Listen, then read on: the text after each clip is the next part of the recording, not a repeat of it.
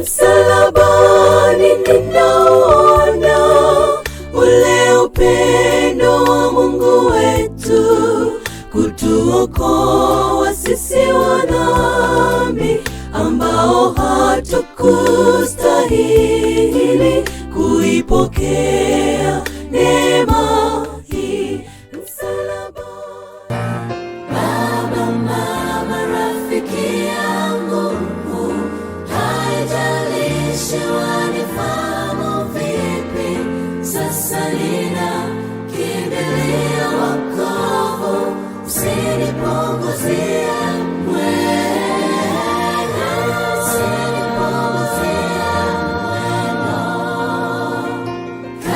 nitalinda moyo wangu kuliko chochote, maana ndiko zitokapo chemchem za uzima.